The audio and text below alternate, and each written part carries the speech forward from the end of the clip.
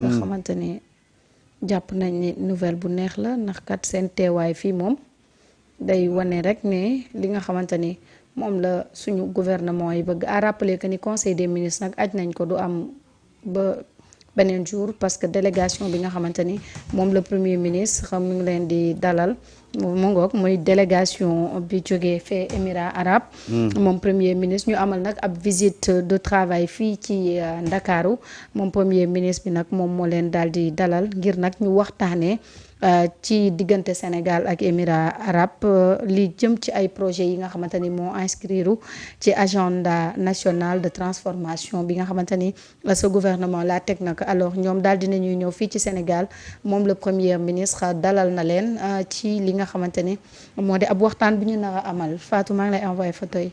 waaw. xam nga mooy li ñu doon wax rek.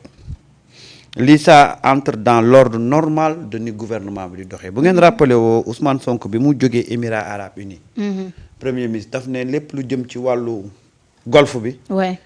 président Bassirou Diomaye Faye président de la République da ko jox. donc mu demoon fa. tout récemment mu delluwaat Abu Dhabi. ba gars yi naan. jet privé bi. et ça aujourd'hui moom mooy ñëw compléter li nga xam ne moom mooy série de. rencontre yi ñuy def ak li ñu sumb. su ko defee dañuy concrétiser des projets yoo xam ne dañ ko teg sur la table fas yéene koo liggéey. ak waa Émirats arabes unis. surtout et ça c'est très important. te Ousmane wax na ko junj na ko ci assemblée nationale bi nee na ñaan leen yàlla li ma demoon. régler ji mu sotti. bu sottee dana neex torop Ousmane yàlla na sotti. amiin amiin amiin amiin. parce que tey. dafa am lu ñuy wax beneen cap beneen orientation ci suñu réew mi ni ñuy defee seen coopération. Wade l'avait commencé mais malheureusement après on a y a eu une machine une oligarchie très puissante. boo xam ne dafa ñëw attaqué ko finalement loolu moo ko précipité sax ba finalement gis nga Wade dafa wàcc parce que Wade benn instant dafa tourné woon vers les Émirats arabes unis. loolu moo fi indi woon Dubai Port World. Dubai Port bi mu ñëwee à l'époque ba installé wu fële ça avait suscité beaucoup de grincement de dents surtout les multinationales françaises tey ñii. ci cap boobu la ñu nekk ci orientation boobu la ñu nekk pour diversifier un peu la coopération que tey dootuñu nekkati ci kuppalu benn puissance dañuy am tey la possibilité de diversifier. di liggéey ak ñii di liggéey ak ñii di liggéey ak ñii. et je pense que c'est dans ce sens-là que cette délégation-là ñëw. Ouais. Et en ligne de mire il y a le port de Ndayane bi nga xam ne dañ ko war a financer à hauteur de 700 milliards. donc te port de Ndayane on a démarré les travaux. Ouais. Et bëgg nañ ko achever le plus rapidement possible. Donc aujourd'hui ce changement de cap-là ça montre une fois encore dynamique bi nga xam ne tey moom la suñu autorités yi nekk pour un peu ne pas être prisonnier wala otage d'un système wala otage des pays occidentaux parce que nag ñun loolu la ñu jàngaloon da ngay falu jël réew mi dem jaglelee ko France ne ko am yaa ngi nii yaa ñuy wax fa ñuy xool yaa ñuy wax fa ñuy dem ku la neex neex nañu ku la naqari naqari nañu su ko defee xam nga France ban mécanisme la doon teg pour xoj ñu mooy li ñu doon wax le club de Paris suñu ministres yi dañ doon dem bu ñu demee toog ak les grands investisseurs ñu yëkkati xaalis bu bari jox ñu mais les Sénégalais du ñu rendre compte mu ko en contrepartie lan la suñu autorités yi tayle foofu bañ jox ñu xaalis xam nga lan lañ doon gis. Le ministre de l'économie wala le premier ministre rentre avec plus de 4000 milliards un franc succès ci club de Paris. Le Sénégal s'en sort avec succès ci club de Paris mais on n'a jamais compris lan moo nekkoon les mécanismes nan la club de Paris doon doxee mais club de Paris c'était comme la conférence de Berlin. xam nga conférence de Berlin dañoo daje woon pour def le partage de l'Afrique. Club de Paris dañ doon def le partage des ressources du Sénégal. moo doon indi nag après les multinationales di ñëw di am ay marché ci ay contrats yoo xam ne Sénégal du ci gagné dara xam nga ñi bi ñëwee déggoo club de Paris de. ñi dañoo ñëw diversifier ba pare nekk ak FMI di négocier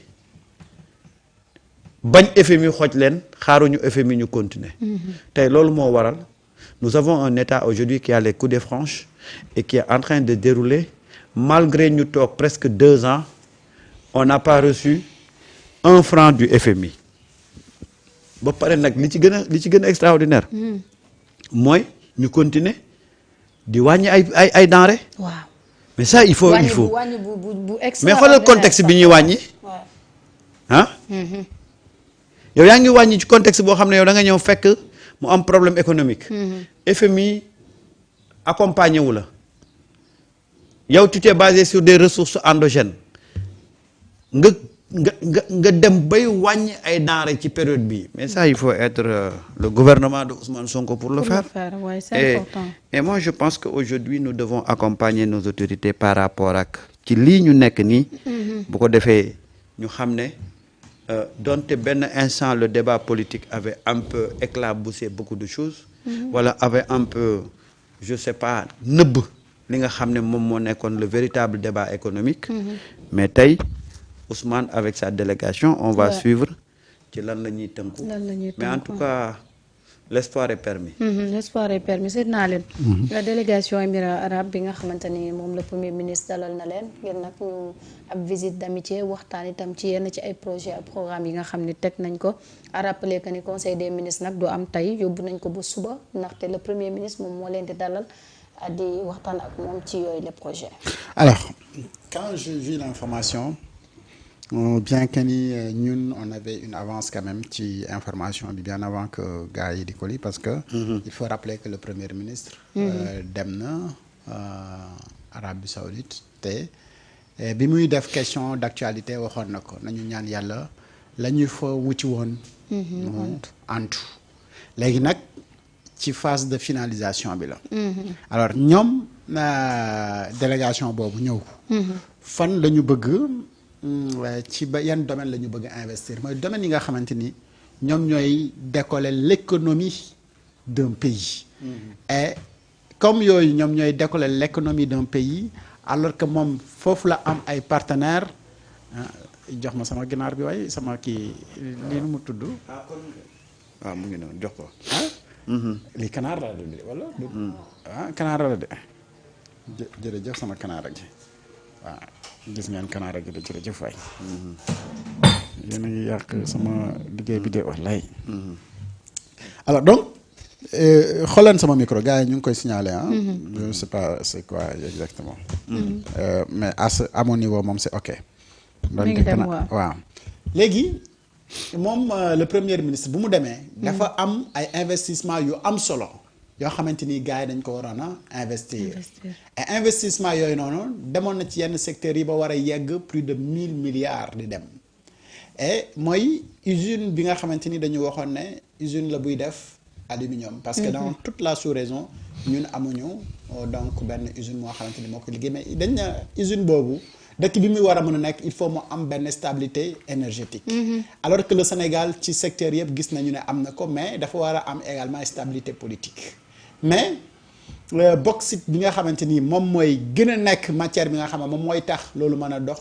mais mu ngi fii ak Mali et donc pour Ousmane Sonko mu booster l'économie du pays avant muy dem Arabie Saoudite wala Chine wala yooyu du ubbi une ouverture pour ñi nga xamante ni dañu bëgg a investir au Sénégal dafa def benn tournée dans la sous-région Guinée Sierra Leone Burkina Mali et cetera pour rataxal suñu diggante bi et bi mu demee Mauritanie également li mu waxoon mooy marché bi pour le Sénégal dafa tuuti mais li ñuy bëgg mooy fexe ba yaatal marché boobu ba nga xamante ni les opérateurs économiques yi nekk ci réew mi dinañu mën a def des affaires yu gën a large dans la sous-région pour que marché bi nekk marché bu nga xamante ni moom mooy gën a yaatu et mais ce partenariat là ak usine bi nga xam ne moom la ñuy am au Sénégal non seulement dina créer des emplois directs parce que bi mu demee Chine ak bi mu demee Arabie Saoudite waxoon nañ fi si tënk ñaata emploi direct la usine boobu mën a indi et combien de création d'emploi la mën a am mais ñaata également partenariat la mën a juddu si les opérateurs économiques yi nga xamante ni dañuy def seeni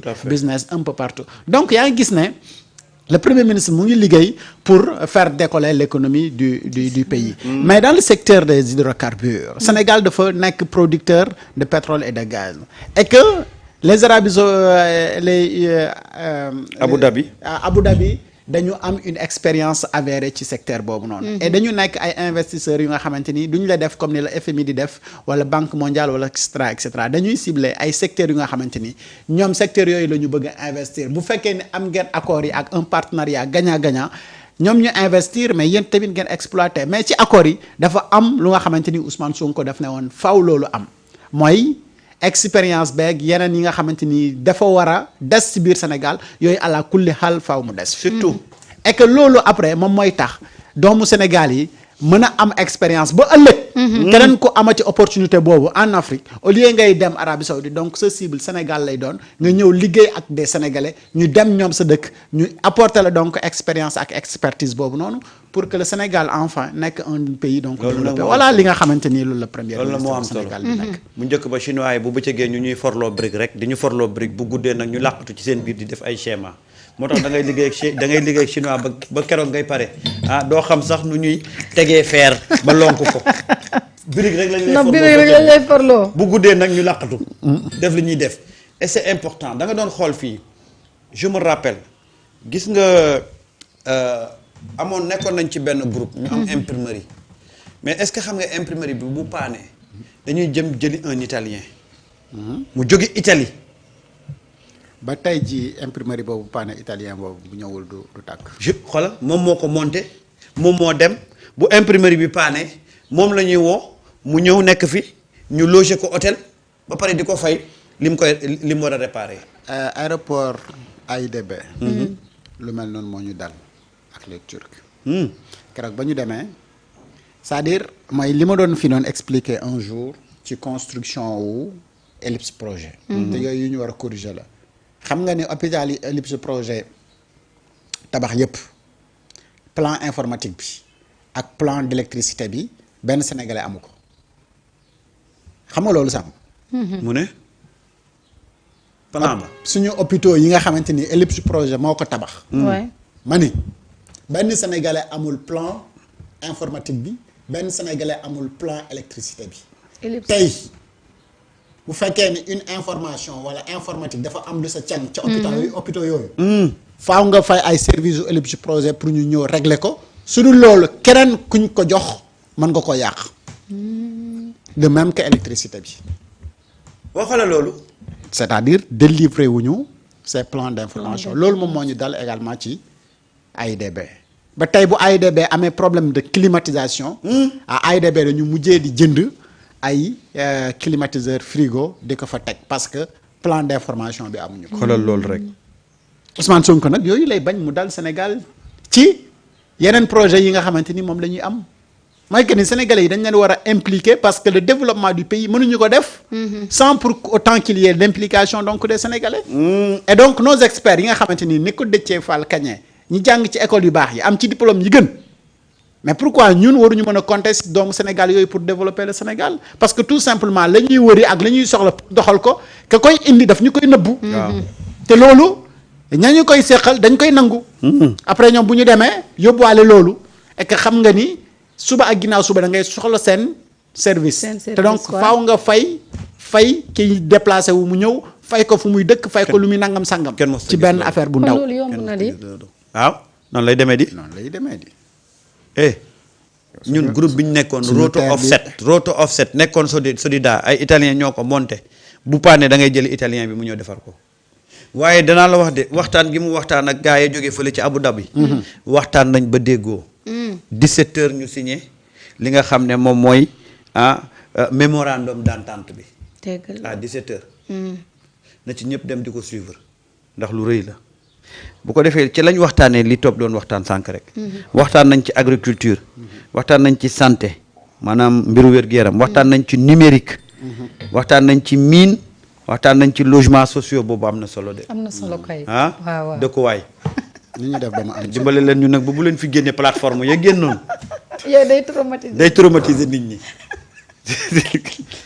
waxtaan nañ ci mbiri finance ak mbiri gouvernance donc à 17 heures ñaari délégation yi benn bu Sénégal bi nga xam ne Ousmane Sonko moo ko jiite. ñoom ñooy toog signé li ñuy wax mémorandum d'entente. macha allah. xam nga ne lii ëpp njëriñ conseil des ministres. waaw. du conseil toog rek di joxe ay directives. conseil des ministres boo fa demee wut xaalis ngay def. waaw gars yi ñëw indi xaalis. nga jël. yéen bu ngeen toogee da ngeen di wax du ñuy wutee xaalis. waaw ñee ñëw ne la yegg si nañu ak xaalis. nga dem jël ba pare door a. da ngay jël ba pare. conseil bi sax mën nañu koo bàyyi ba semaine prochaine. non suba yow tam semaine prochaine. non suba ñu wax nu ñu utiliser xaalis bi. looloo gën a yàlla. ñu def conseil tey. waaw donc daal à 17h. les deux délégations dinañu signer li nga xam ne moom mooy mémorandum d'entente bi. et puis après on va passer à l'action. gis nga nag neexul ba neexul mais li coow li di bëri yëpp. gars yi ñu ngi liggéey de. non Ousmane mu ngi ci liggéey. waaw musul jógee ci loolu parce que. lii de lañ ko bëgg a yàqal. mais Samba. xam nga man ban jour laa pare ci ne mbir yi ak lu coow mën ci am yëpp. dara du soppi logique Ousmane. mooy keroog ba mu taxawee ci assemblée nationale ne leen liggéeyuma pour diw. je travaille pour mon pays. te lépp lu ma mos a dal pays bi bëgg ko moom moo ko indee. donc cette personne là mënu la am une opportunité de travailler pour son pays et que du ko def donc sa mission man. du ma ci am benn yoon lu may tiit ak jaaxle que ni dana ci fayir lu toll ak tarfatal ay donc ak lu mënti xew dina nekk sur sa logique pour travailler pour ce pays ba keroog muy jógee ci poste boobu noonu bu fa nekkatul nag nekkatu fa ñoo xam ne nekkatu fa mu ngi ci leneen te ñun ñëpp njort nañu ne bu jógee ci poste boobu ci beneen poste bu ko supérieur lay dem pour mieux servir sa nation. moom daal nit ñaa ngi ci wax moom mi ngi ci jëf. te Ousmane bu politique jotee moom politique. te yàlla fayul wax bàyyi jëf de. déedéet kii liggéey kii wër di wax. weeru dee moom mënuñoo yem résultat. non. c'est ça du doon benn de. yow saawaay xoolal. nit ñaa ngi ci moom mi ngi ci réew. non saawaay li mu liggéey ci ba ñu tax ba mu nekkee ci bopp gouvernement xam nga li mu nekk ci réew mi moo tax gars yi nekk ci moom. waaw mais bu nekkoon ci boppam. gars yi duñ nekk ci moom. wallaahi gis nga li mu liggéey. ñi ko contre yëpp xam nañ ne 2026 mu commencé porter ses fruits waaye dañuy bañ Ousmane endossé ko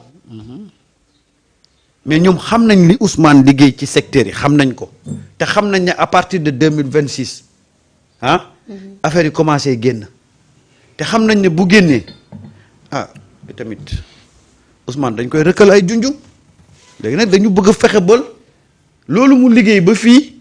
du fekkee njëriñ la. Ousmane ne leen maa bañ. dina ko fekkee de. waaw. ku sonn jariñu. danañ ko rëkkalaat ay junjum Ousmane li mu nekk ci gouvernement bi yëpp il a travaillé et très dur plan de redressement yam bi xaaral ba 2026 nga commencé gis Marieta buñ ne la tey ci période bi ñu toll nii nga gis ñuy wàññi courant ñuy wàññi carburant. mais Samba. foofu dama ci bëgg a def parenthèse. mais les gens sont très malhonnêtes quoi.